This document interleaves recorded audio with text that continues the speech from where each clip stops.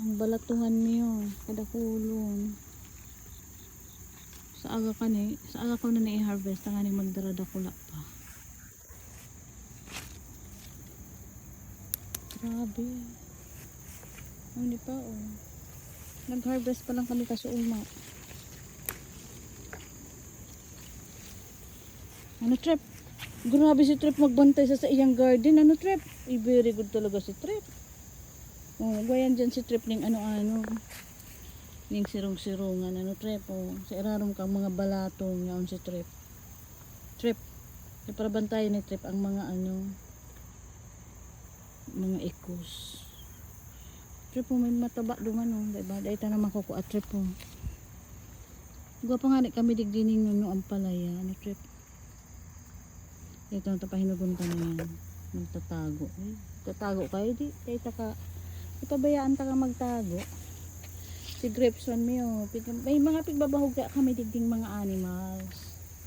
Siyempre, kailangan man nindang mabuhay, di ba? Ini pa ang samong ampalaya.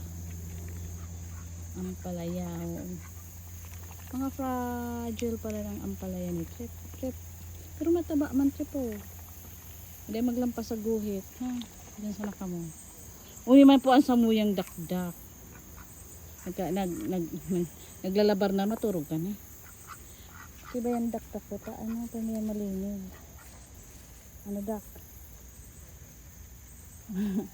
Pero yan malinig si dakdak. Sige karigo. Sige labar. Ano dak?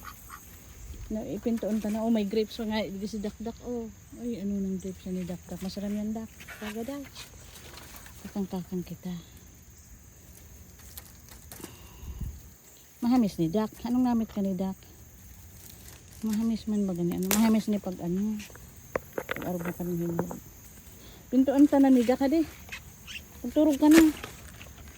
Ano sutsupa man lang ning banggi pero maliwanagan. Mani pa ang samuyang ang palaya. After few days, pwede na kaming magluto. Salakan mo yung dahon ng palaya.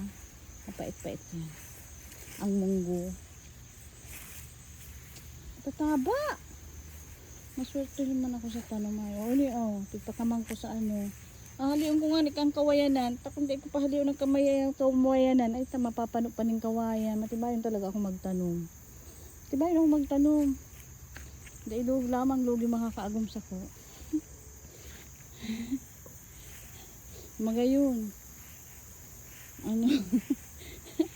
Matibay magtanong. Ano Trip? Dahil lamang lugi. Ano Trip? Narat, babay na, joke lang.